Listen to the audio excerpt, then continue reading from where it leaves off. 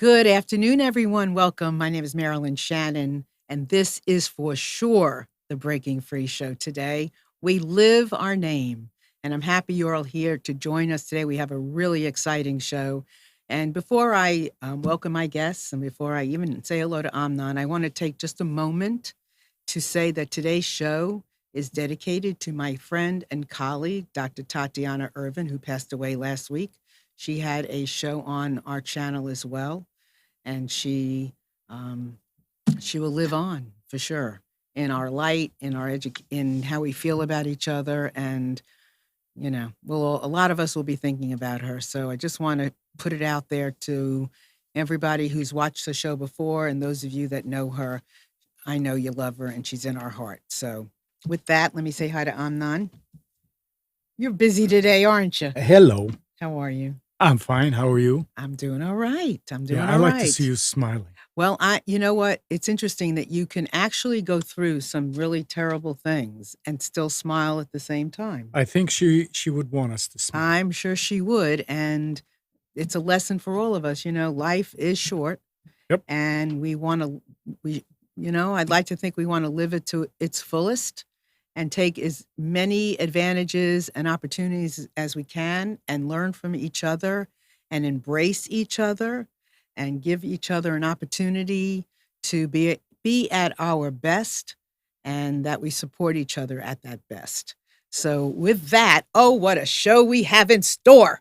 So I'm going to show you this phenomenal book, which we are excited is coming out in October of 2019. So this might be one of the first places you might be seeing it, but it's very exciting.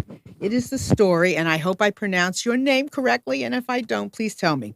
So this is the story of Mozhdah Jamalzadah. Is that right?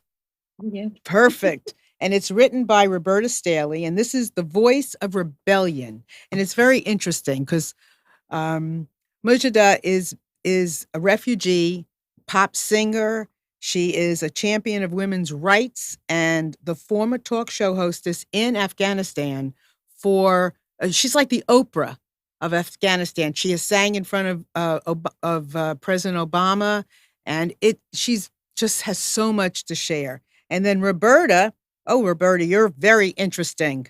You have a lot going on. I know we've chatted a bit. I spoke to Roberta, who's writing the Mojdah's story, and don't be surprised if you see Roberta here in the future, because she also has lots more to share with us about the work she's doing. But she is a journalist, an author. She's a filmmaker, documentarist, and she is doing this great story. So both of you, welcome to our show. Thank you so much for having us. It is a pleasure. So there's so much to share. I first want to find out, though, how did the two of you find each other? Mozhdah, did you find Roberta? Roberta, did you find Mozhdah? How did it go? Mozhdah, how did it go? I think I'm going to let Roberta. Okay, Roberta, how'd it go? Yeah, so what happened was I decided to do a documentary about female journalists and filmmakers in Afghanistan and their impact on gender perceptions and gender equality. Mm-hmm. And I tried to find some of the top female journalists in Afghanistan, and Mozdah's name was top of the list. And so she is a big part of the documentary. I do have three main characters, but Mozhdah definitely, as I said, is a big part of the documentary. And as a result of the documentary receiving, a fair bit of press, actually, what ended up happening was Greystone Books in Vancouver, Canada, ended up contacting me and asking me if I would write the biography of Mozhdah. So that's how it all came about. Oh, wow. So that's Mightier Than the Sword. That is correct. Okay. Yes. So you found her and she also found you at the same time. I guess so. I guess that's how it sounds. So it was meant to be. It was meant to be. So you are now living, Mozhdah, you've been living in Canada, right? Because you're a refugee. You've been living in Canada for how long?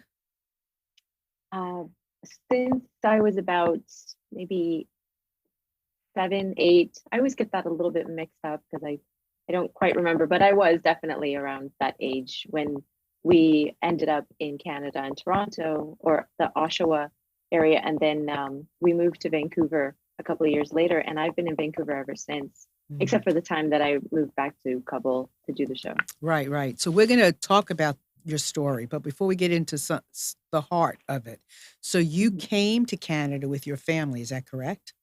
Yeah. Okay, so you want to fill us in little bit about that?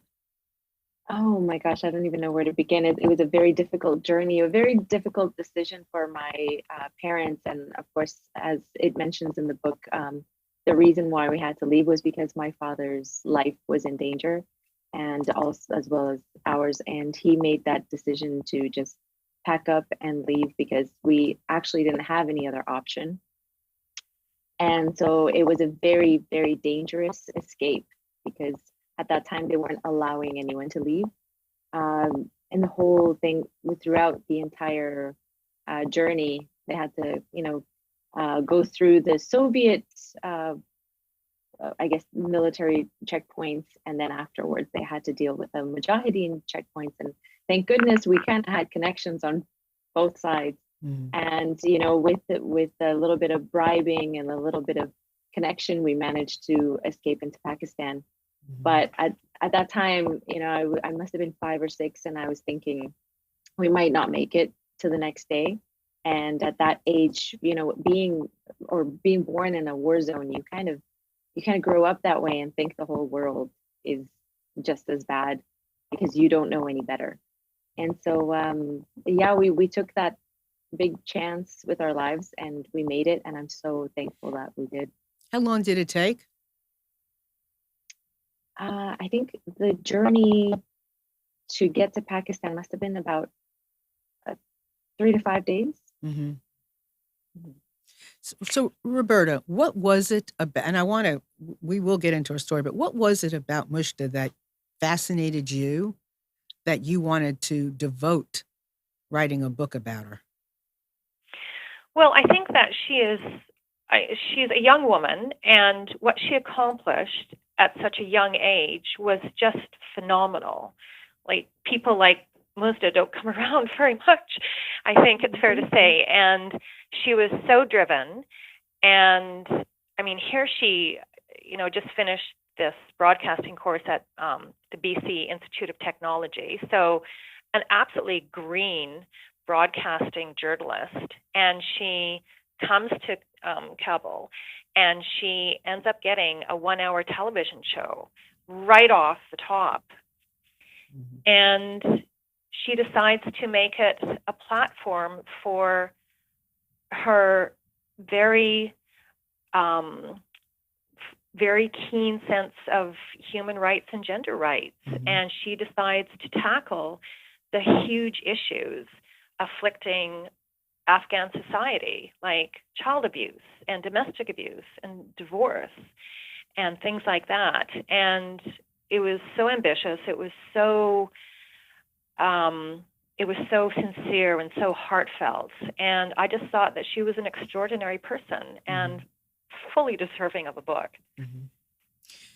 Do you think, Mozhdah, that the fact that you were 5 or 6 living in a war zone and didn't know anything else kind of set you up to be fearless in some regard, to be brave in other regards? Absolutely. Yes. I think, that I always say that when you meet Afghans, they have this, it's like it's in their blood. They have this fearlessness and, with any situation. And I feel like I have that. But at the same time, I do want to give credit to my father, who is a feminist. And I grew up in a household where both of my parents are feminists, and they do believe in equal rights for women. So I grew up very much the same as my brothers.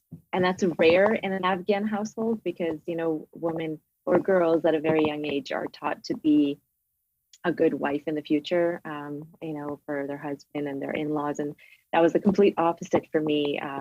My parents did not want me to do that. They would kick me out of the kitchen all the time and be like, go read a book, we got this. And I was like, well, I want to learn how to cook. Oh, this isn't for you. You need to go read your book. So it was constantly that. And my father growing up, he's my hero to this day. And everything that he believes in, I always, tend to believe in as well. And so when he wanted equal rights for women, it just, I guess it was instilled in me from a very young age. And I think it's just so unfair what especially some parts of the world are doing to women at this point in time. And he's always like, at this time there should be no women's rights issues at all. And the fact that there is upsetting. Right. So it's not as though there was one event that turned you on to women's rights. It's inbred in you. It's just natural for you. Yes. Right? Absolutely. It's completely natural. And then at what age did you go back to Afghanistan and become this TV host? How old were you then? I think I must have been around 26. 25, 26. And yeah, I went in 2009 and I stayed there for about 3 years and ran this show. And actually, I was invited back to do Afghanistan's Got Talent. And they had just got the licensing for that show. And it was, at that time I had just come out. It was a really big deal. And so they were trying to do that. And it was a brand new TV channel that just launched. And they had, I guess, gone over my credentials, and they saw that besides being a singer, I had also studied journalism. So they said, oh, this person would be perfect for it. And then me and my mother, we went back to Kabul, and my mom said, well, if my daughter's going to risk her safety and leave her home and her friends and family, then I want it to be worthwhile. Have you watched Oprah? That was like her first sentence. So she had this whole thing planned out, and I didn't know. I was excited to be hosting Afghanistan's Got Talent, and I ended up with the Mozhdah show, and they completely pushed Afghanistan's Got Talent to the side, even though they had just bought the rights. Wow. They were that excited about the show. Yeah. It's really exciting. It's like pieces were just falling into place. Exactly, yes.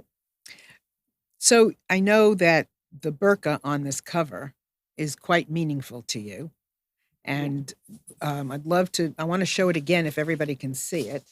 This is quite a meaningful burqa and quite meaningful within the story. So would you like to share what this is?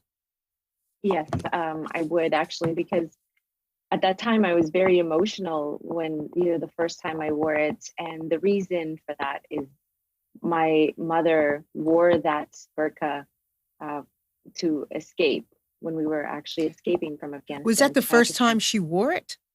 Or had she worn it? It was the first it? time I think she had ever wore a burqa. Okay. And she had to, but also to make it look older and to make it look used, she actually had to go into a secondhand store and buy one that was not new. Otherwise, they could tell that she's not a farmer or a farmer's wife going back, trying to get back to her village.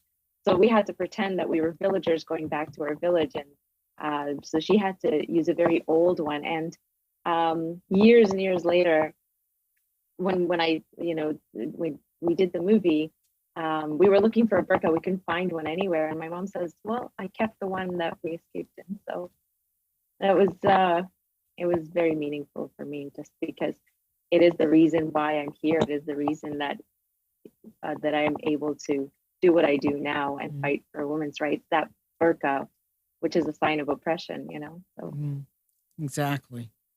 Roberta, you there? Yes. Good. So is there anything that you want to add up to this point so far? I don't want to leave you out for sure. Yeah, no, I think that what Mozhdah was saying about this burqa being so symbolic, I think is actually a really important point. And the thing is that when her parents and Mozhdah and her siblings had to escape from Kabul, they had to, as Mozhdah said, transform into these villagers. And so Muzdah's mother, Nazreen, is, this highly educated, sophisticated, urban woman who wore modern clothes and loved high heels and dressing, in a European, fashion. And then, but in order to escape, she had to put this burqa on, and she was immediately transformed into this, silent, obedient, traditional conservative Afghan woman.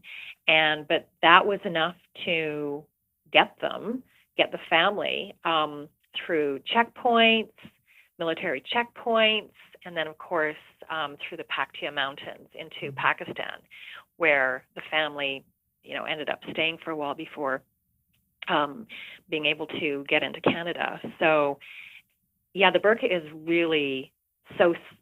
It's such an irony that the symbol of oppression was actually the ticket to freedom for that family. So, right. And you've used it in a movie, right? Yes, Red Snow. We filmed a movie that I was playing a lead role in, and I had to transform into a man to survive, and get the freedom to escape my situation and help my family escape as well. And before that, I was wearing that burqa, my mom's burqa. And how did that feel? I mean, what was that like for you on set to be able to be doing this? Well, it was the first time that I ever actually wore that kind of burqa. In Afghanistan, I wore hijabs and stuff, but you don't really know what it's like until you actually put on the full blue burqa. And when I put it on set during rehearsals. And I remember all of a sudden I couldn't breathe and I was hyperventilating. And I lifted up the burqa. I said, I need a break. And that was the only time that I ever took a break from anything. And lifted it up, and I guzzled down an entire bottle of water, which I've never done before. So I didn't know what happened to me, but I think I was also overwhelmed at the feeling of that feeling that you get when you can't see, when you can't breathe. You don't know where you're going. It's kind of like all of a sudden you're in the dark. And at the same time, I thought, so many women are wearing this regularly throughout the day in some parts of the world. And so all of that, the emotion and the physical intensity of it all just got to me, and I had to take a break, and everybody paused, and they called cut, and it took me a while to just get myself together again. Right. And through your description, I can only imagine what your mother must have felt putting it on, not knowing where she was going. And she had a 6-month-old baby under that burqa, with her during a time coins and coins, right? And the coins. Oh my gosh, yeah, my dad's coin collection that she had sewn into her vest under the burqa on top of everything else. So when it got so cold out, she would be freezing, and when it got hot, she would be extra warm, carrying my 6-month-old brother. And it's just, I don't know how she did it. Sometimes I think moms are superheroes. So women are wearing that, not even knowing how their day is going to go, right? Because anything they do could cause their demise, right? Anything innocent could be turned around, right? Absolutely. Right, and they're wearing Something it. So innocent, and they don't even know. It's right. Kind of just taking a chance. So Roberta, I mean, I know there's a lot to the story and we haven't completed yet, but the other women that were in that documentary, what can you give us a little snippet of the documentary and what the other women were involved with as well? Sure. Some of the other women in the documentary, one is a young documentary filmmaker herself, and that's Sahar Fatrat. And she did a really influential short documentary that ended up being televised on stations in Afghanistan. And it was titled Do Not Trust My Silence. And it was about the street harassment that women suffer on a daily basis in Afghanistan. And it really is appalling. When women walk the streets, men driving by in cars will whistle at them, will say extremely rude things to them. And this is all just part and parcel of the incredible harassment that women suffer in Afghanistan. Like, not only is it street harassment, but it also extends into the workplace as well. And so what ended up happening is that as a result of this just short documentary that she made, and the fact that it was televised, it really opened up the conversation about street harassment in Afghanistan. And so there were actually other programs that, or other short documentaries that started to address this problem as well. And so it became a topic of conversation among Afghans, which of course is what Mozhdah was doing with her show, is that she was actually kind of, tearing back the veil, in a sense, of all of these deep societal issues that afflict Afghan society that have come about in large part because the country has been ensconced in war for so long, and you tend to, lose a bit of like the family structure and civility. And so, street harassment is very much a part of the things that Mozhdah was addressing in her show, things like domestic abuse. I mean, when you feel free to harass women on the street and make lewd suggestions and proposition them and all the rest of it, well, that also extends into the home, where the patriarchal structure feels that emboldened to treat women ill in the home as well. And so that was one of the things, of course, that Mozhdah addressed to a significant extent. So, and then, other women in the documentary were doing things like covering Taliban atrocities. That was Shakila Ibrahim Hill. And she made it her mission as one of the top journalists at Tolo TV to cover the atrocities that the Taliban were committing. And what she did was that she actually went and she interviewed the families of the victims who were killed in the Taliban suicide attacks. And I mean, the Taliban were so angry, and they would call her up and whatnot. And they said, you're giving us a bad name. And she's like, well, aren't you giving yourself a bad name, kind of thing. But and she also covered domestic abuse as well. But what was interesting about Shakila was that she ended up going into other parts of the country and documenting the severity of domestic abuse. And so, and there were some very, very severe cases of domestic abuse. So yeah, I mean, so it was, basically it was about these incredibly brave women who were exposing, these deep-seated problems within Afghan society that mainly afflicted women. Right. So it's all extremely horrifying.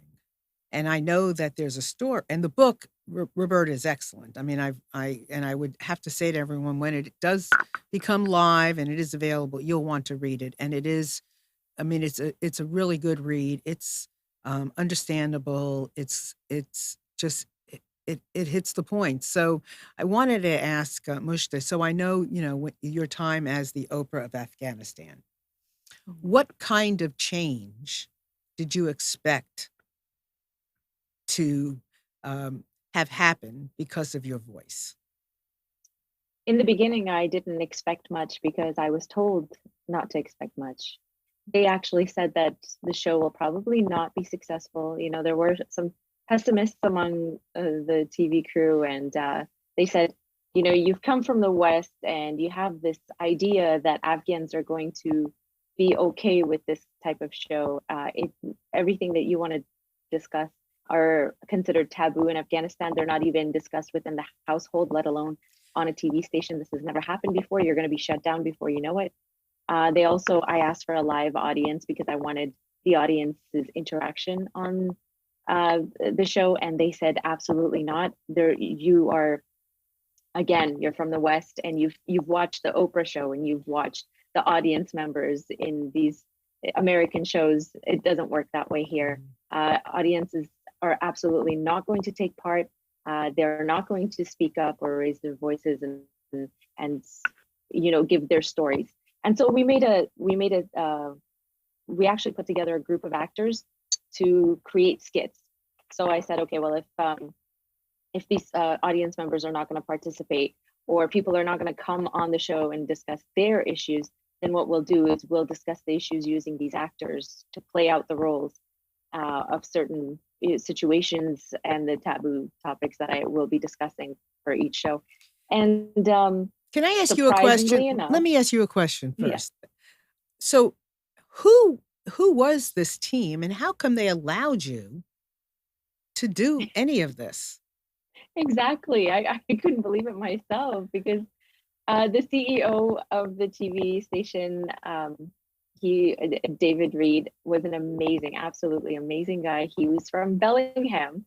So we're neighbors. I'm from Vancouver, Canada. He's from Bellingham, Washington. And he really treated me like a daughter. I felt like he knew. I remember when he gave a speech, he was actually in tears at one time, talking about the youth of Afghanistan and the turmoil or everything that they've gone through.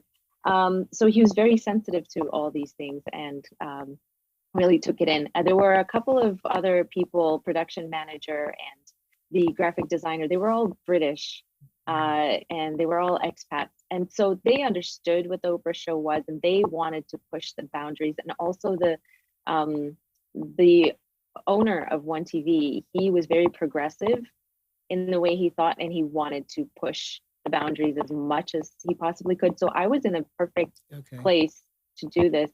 And surprisingly, even with those pessimists, we proved them wrong within the first week of the show. When it aired, we had 250 people standing outside to come in and join us. Also, the audience members were completely willing to be participating and even giving themselves as an example of, let's say, child marriage or anything like that. They, one woman stood up and said, "Look at me, I was forced to get married when I was 12 years old, and look at me now." So those producers and those people that were not so optimistic about it, they were shocked. They're like, "We've never seen anything like this before. This is actually working." I said, "Well, you have to give it a try and see what happens." Right. If you don't try it, you're never going to know. Well, but these people are desperate for this kind of thing. So. Right. Well, were you scared? Were you fearful for your life? Yes. I mean, up until now, I'm always fearful for my life when I go back home. It just takes that one crazy person that doesn't like you very much. Up until now. Yeah, but what do you mean up until now? Huh? What do you mean by up until now? I mean, to this day, I'm still afraid for my life when I go back there, and I still do go back there quite often. So. Okay. But it's my home, it's my other home. Right. It's your other home. I do love it. Yes. So I know that there was one particular situation that occurred based on what you did for your show, right? Yes. Kind of caused a big to-do. Can you tell our audience about that? And before you do, I just want to remind everyone, which I never said before, we do have a chat. So if you want to put your name and ask a question, underneath our video, more than welcome to. And we will, if you have a question, we will certainly ask our guests. Feel free to do that. So that show was about divorce. Yes. Yeah, share it with us. Well, my father said it's better to start off with, child abuse and children's issues. And there is a lot of child abuse. And he said, don't deter men right away by talking about domestic violence and women's issues, because, a lot of the men in the households will control what is aired on their television set every evening. And so he said, in order to reach everyone, you have to get into their hearts before you get into their minds. So child abuse. So I have to interrupt you. I'm sorry. So child abuse was not as bad, or as seen as bad as domestic violence. Yeah. Okay, so it's an interesting choice. I mean, it's an interesting choice. Yeah. I mean, they're both awful. Yeah. Yeah, but your father probably had a good point there. And yet the child abuse, the men in the families would probably be more okay, I guess, to allow their families to watch something like that. And of course, we included entertainment, a lot of entertainment. And then there were funny skits, where the dad was chasing his son around the living room, trying to beat him. And, everyone had a laugh. And we made it very interesting so that we kept everybody in, watching. So we went from that to slowly into discussing, why it's really important for a man and a woman, a husband and wife, to be on good terms for the kids' sake and for the family's sake. Then slowly we went into domestic violence, and then slowly I, finally got to the point where I said, well, I want to discuss divorce, because the number of, and Roberta has, probably has more information on statistics and numbers, but there were a lot of women trying to commit suicide by burning themselves to death. And when I first heard that, I was just in shock. It took me a while to understand how a human being can set themselves on fire because their situation is that bad here on this earth. So I was like, there's an issue among Afghans and certain nationalities where people are more aware of what is being said about them or their family, the pride and their family name and all of that before their family's welfare or a family member's welfare. And so I wanted to reach out to those people and say, your family member's welfare is far beyond more important than what others think of you or think of your family. So this is a message that I wanted to get across, that if the woman or if that girl is in a situation where she will end up burning herself to death, and some of them are not successful and they end up being they end up in the hospital with 3rd-degree burns, and so they're in pain for the rest of their lives. So I said, instead of that, could you just try and consider a divorce and try and consider saving your daughter from an abusive marriage? That was basically my intention. Why are you somebody that people should listen to or could listen to or are listening to or would listen to? I hope I covered all of those. Why? I just feel like it's frustrating for me. Like, why is it so difficult for any of this? Like, why does any of this have to take place? Why do women get put in these difficult situations where they are so much in pain in this life that they have to decide to take their lives in the worst way possible just to get out of it? And everything that is happening to women or minorities, or just when you look at it as a whole, it's like there's always a superior being undermining and attacking and oppressing another human being. And it's just the most frustrating thing for me. And I've been trying to figure out the answer to this question that is bothering me my whole entire life. And so I'm trying to reach out to people, and that's why I became a singer. I have absolutely no interest, or I had absolutely no interest in music. And I was like, well, if I want to reach out to people, I have to have a mic in my hand. And it worked out, but still to this day, I don't really. I mean, I'm starting to like music now, but it was a way to use it as a platform to reach out to these people and try to understand them and try to ask these questions and figure this out, because it's actually, for me, I'm trying to figure out why the world is what it is right now, so, or has always been. Yeah. You strike me, and Roberta, I'm gonna ask you a similar question in a moment, but you strike me as a woman who really is more kind of an introvert than necessarily of an extrovert, but that you are using your God-given talent and gifts that God gave you for a reason. Oh, they're definitely not God-given talents. I had to go to so many vocal lessons for years before I could even learn how to make a sound. I was an introvert. I was completely shy, and my mom would always say, I would run into my room with a book and hide in the room for hours and just read these mystery books, and she's like, this world is gonna eat you up and spit you out. You're never gonna make it like this. And so she was always trying to push me out there, and she's my hero too, because I would not be even close to where I am without her, and of course the support of the Afghans. I mean, they really supported what I was doing, and they really pushed me to the next level every time. So, well, I think because you are how you are, it's like the greatest salespeople are the people who don't like selling, who just share from their heart. I've actually heard that. You know what I mean? So you are like this person who you're just so believable. You're approachable, believable. And no matter, I know, you've sang for Obama and God only knows where you're going to head to next. And we can say, she was here. But no matter where you go, you will always be, your mother and your father's daughter. You will always be someone who I can talk to. Yeah, right. Absolutely. Always. I've always been real. And I think the reason that I have reached, a certain level up until now, and I, get this privilege and honor of having Roberta Staley write a book about me. It's just it was a dream that I couldn't even imagine happen. So I think it's all because I genuinely believe in what I'm doing, and I'm just going to keep going with it. And, I get the support that I need. I hear you. Because I honestly, and Amnan has a question, but honestly, I find myself in positions that I have no idea how I've gotten there. Yes. And right. Same. On my own, I think can't. we all have. Right.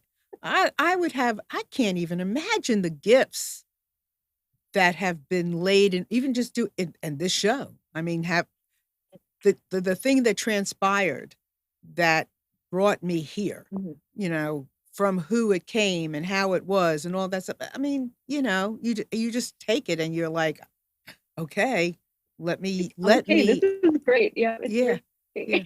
Let me honor it. Amnan has a question, Roberta, then I'm coming to you. Yeah. Mozhdah, is it Yes.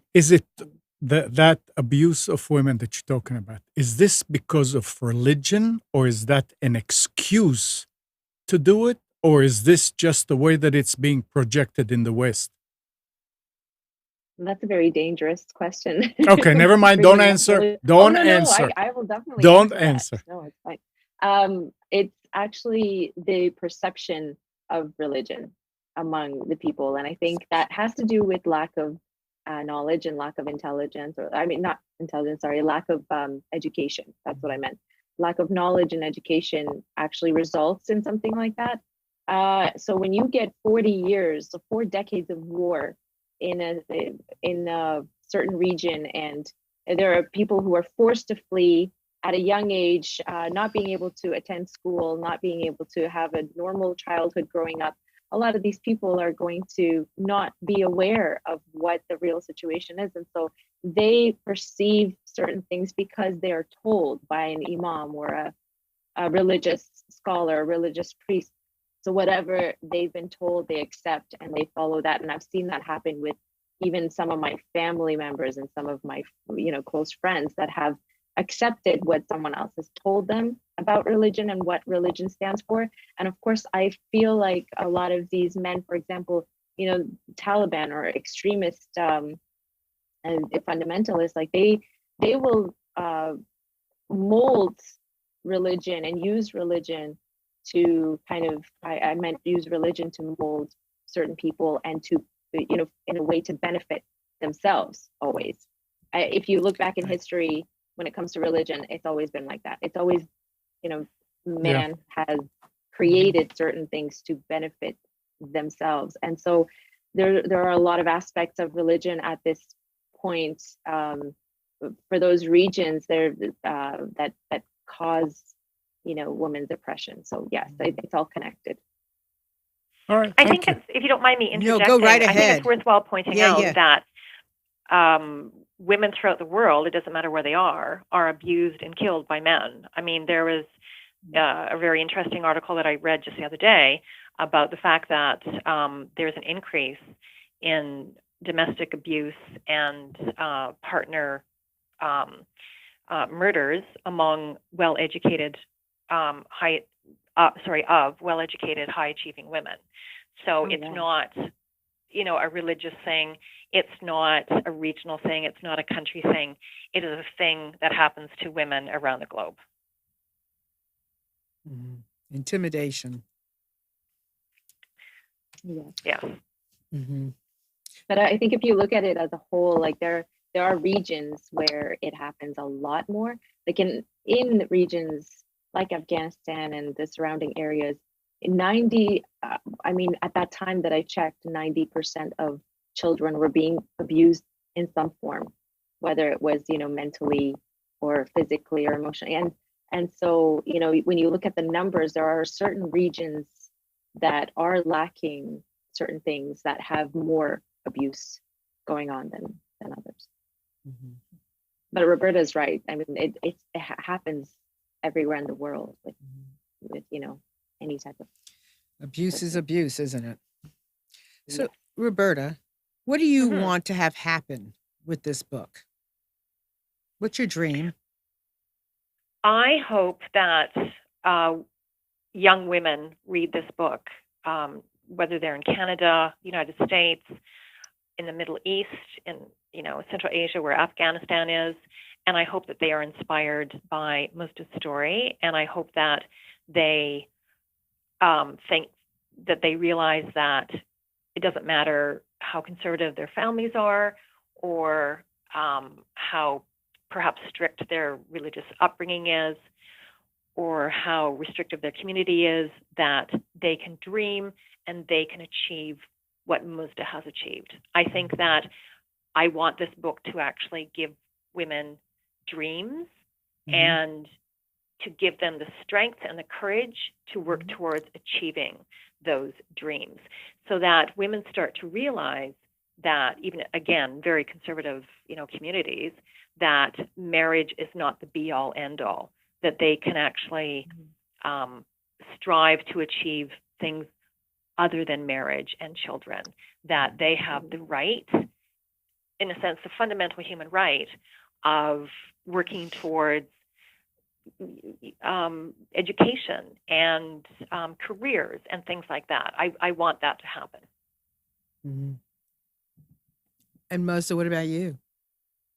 Well, I mean, everything that Roberta said, I absolutely agree with. And honestly, Roberta is an inspiration to me. And when I see what she does for women, and I see the stories that, even future stories that she might be telling through her incredible writing, I just can't believe, that she is that genuine activist that's definitely going to make a difference. And, as much as I'd like to say that my show made a difference and things like that, I think that what Roberta is doing will make a much bigger impact worldwide.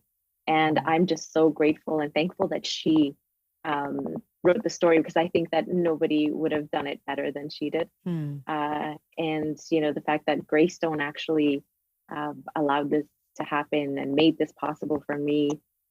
So yeah, I definitely agree with Roberta's words, and I'm just thankful that this story came out, and that the world gets to read it, Right. the way that Roberta was able to tell it.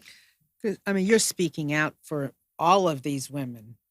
And I know that there are bits and pieces in this book that resemble many lives. And there is a particular story in here that is awful, brutal, awful, scary to the bone. And I would say that you never know. That's true. You Yeah, never know. And like Roberta said, it could happen anywhere and and to at any time anyone, with anybody and to anyone. Yeah. so what is your biggest lesson after doing this? And I'm happy if you want to discuss that story, or if we should just I let think we'll people just read let it. the readers read Yeah, it. yeah, I agree. Yeah. I agree. It's a little difficult to go through it. It's already very difficult to go through it while we were writing the book, or we were in the process of, that we're telling that story while Roberta was It writing. must have been awful for you to relive it again. Yeah, it was definitely awful. But the story had to be told, and the reason is because it's relatable. I mean, like you said, so many women have gone through this, and I never thought that I would be one. And you're always thinking like, oh, it happens to others, but it'll never happen to me. And then it happens, and you just have to deal with it in your own way. And I feel like it took me a very long time, but I had to deal with it the way that I thought was best. And it was a very difficult time in my life. Mm. it was actually quite difficult to write as well. Uh-huh. Sorry for interjecting, but Yes, I remember that. it was, I mean, it was an attack. And again, we'll leave it up to the readers to explore the story on their own. But it made me so angry, and I feel angry about that incident today. And I always think what I would do to this person if I ever met them. So I don't know if I could be civil, but yeah, I mean, it just goes to show that the Me Too movement is not exclusive to the West, and that it's a movement that needs to be recognized and acknowledged throughout the rest of the world. And the thing is that if women outside of North America or the West are not free, women in North America are not really free either. So freedom, for women has to be a global, Right. a global phenomenon. I mean, Exactly. I mean, a people cannot be free from what if everybody else isn't free? Mm-hmm. I mean, Exactly. how does that work? Yeah. It, And it, I think yeah. people don't see that. People don't see that, when women in one part of the world are not free, and it's just they need to make that connection. Mm-hmm. Most definitely. I have to say, and I don't want to talk about the issue that happened, the attack, but I was a little bit upset when you went in the book, you described going to the base, and they took you through all of that, you know, shooting this and doing this. And I was like, for what? That was supposed to be like your special day. And then how it turns out, it was extraordinary. I mean, I had to stop and go, oh my God.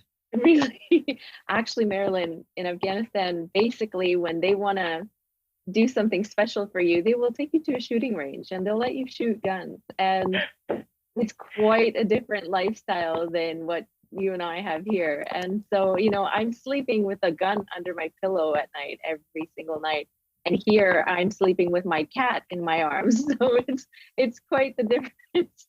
And it is a completely different world over there, and you have to protect yourself. And in order to do that, I think people are trying to always keep you prepared and always hand you a gun and always, let you or allow you to use it and know how to use it when the time comes, because the time will, knock on wood, hopefully not. Really? But we all have to be prepared over there. Oh, it's a completely different game over there. Yeah. I actually went to the shooting range when I was doing when I was shooting the documentary in Afghanistan in 2015. I actually went to the shooting range with Mozhdah, and we both shot. What was that, an AK-47, Mozhdah?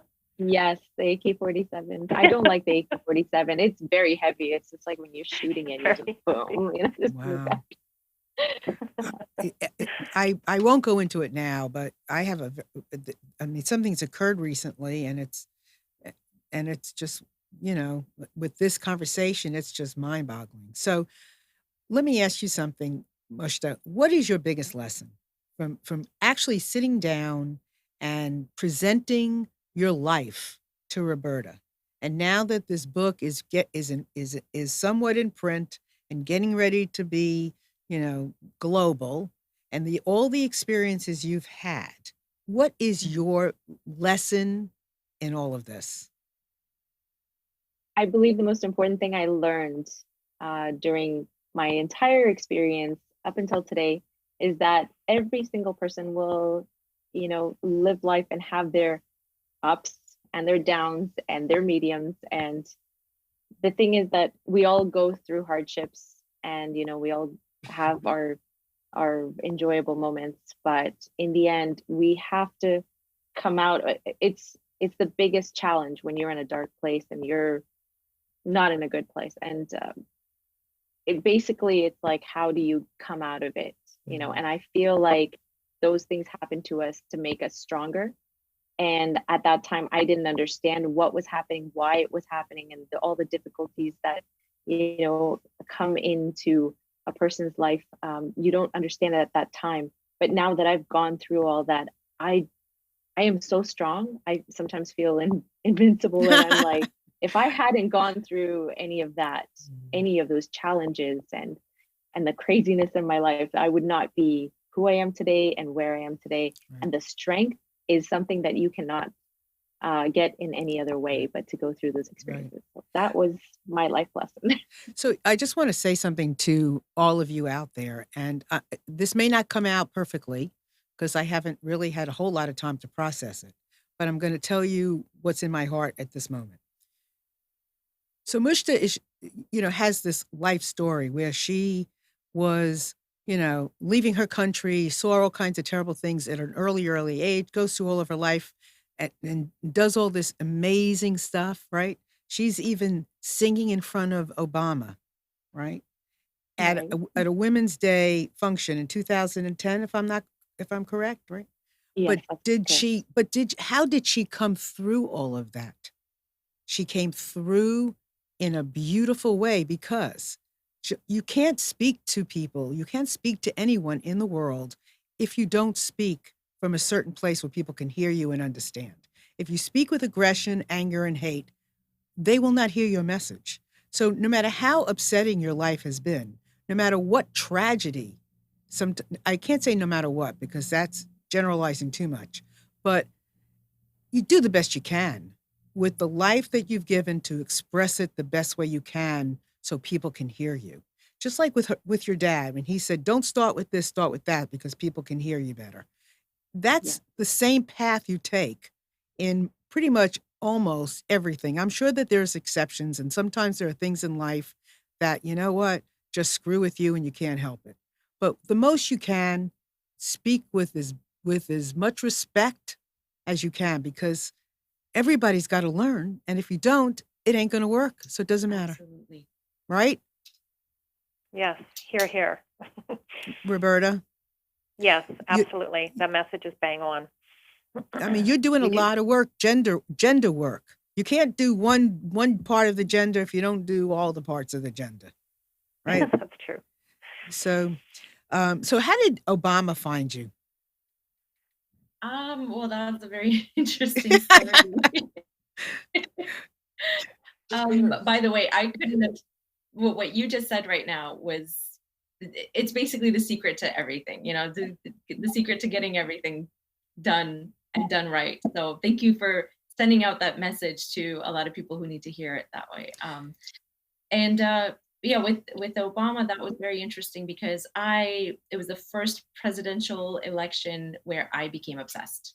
I was just all over it and watching the news, every debate. I would record the debates if I wasn't home. I was becoming obsessed with this Obama person. And one day I told myself, I said, you know what, I'm going to give myself 8 years because I was convinced that he was going to win, and I was convinced that he was going to win the second round. And so I gave myself 8 years to finally be in the same building as him when he spoke at least one event. And I said, even if I'm way in the back of that building, I need to be present when he's speaking one day. That was my dream. And 8 months later, I get an email from, again, someone that I had met. I think we were discussing this earlier. When you're nice to people and you don't know who they are. And I happen to have run into an advisor of his, Mr. Tamim Nasrati, who is a fellow Afghan. And I met him at the Embassy of Afghanistan in Washington, D.C., while I was performing there for the ambassador at the time, Ambassador Jawad, who is also, one of my favorite people in the world. I met this man and he said, well, I would like to have your contact information. I said, I would love that. And 8 months later, or even 5 months later, I get an email with, in the subject line, it says White House. And I go, this is strange. And I open it and it says, we're actually considering you as one of the candidates to perform on International Women's Day at the White House. And it was mind blowing. Like, I can't even describe what I was feeling at that time and the months heading to the day. And then on that day, seeing President Obama and the First Lady sitting right in front of me, and my mom having, sitting right next to them, and Michelle Obama introducing my mom to her husband, husband Barack. So it was it was an absolute dream come true for me, because I don't think I would have ever, I didn't even think about performing for any president ever, or, or even wanting to meet a president until I met, or not met, but I actually saw, Barack Obama on television. So. And you sang the song that you and your dad wrote. Is that correct?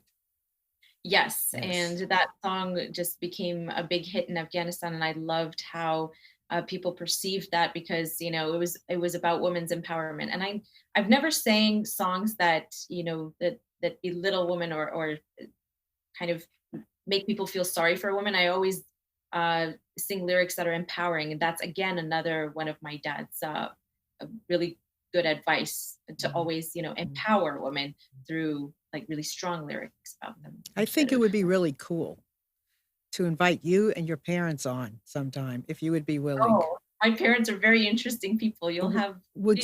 Can we do that? Absolutely. Okay, good, because I think that would be supporting of the book as well. Yes. To see how it began, where it began. And they had a lot to do with it. So I'm not taking the credit. They are why I'm here. Yeah. Yeah. I think that would be really Roberta cool. knows very well. Yeah, I think that would be really cool. Okay, let's talk about the book again.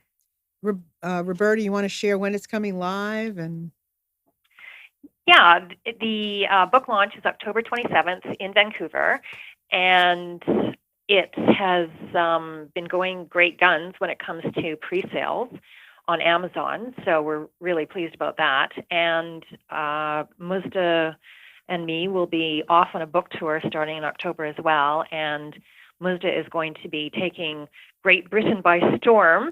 The BBC has apparently fallen in love with the book, and so Mozhdah is going to be in London and Manchester in November. That's in November, Mozhdah, I think. November. And yeah, on all sorts of BBC, radio and television. And Harper's Bazaar UK is also going to be featuring you as well, and the book. So it's a very, very exciting time, and we're just thrilled that it already is having such success before it really even has come out.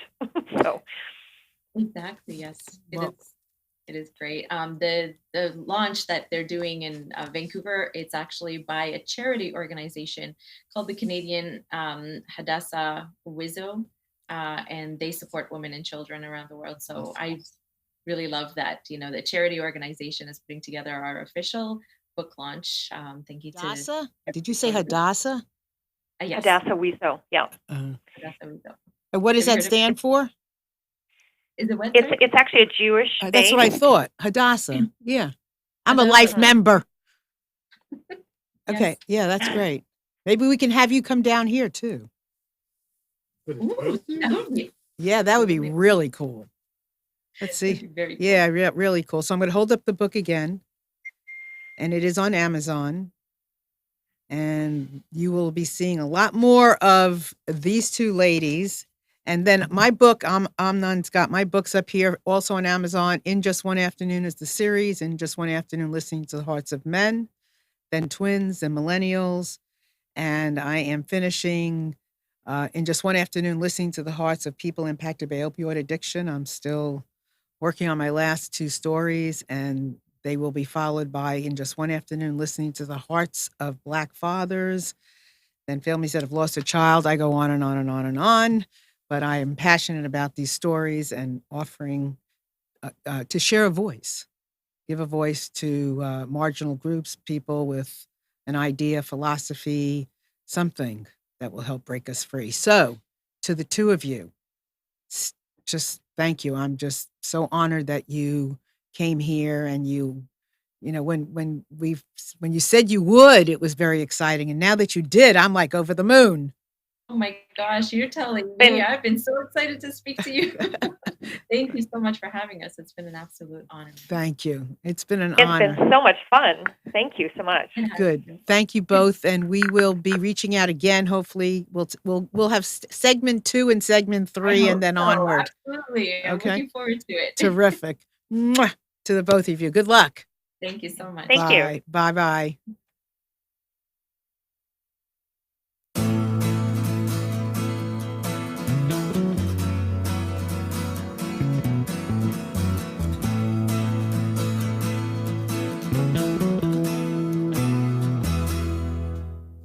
You are tuned to the Nissan Communications Network.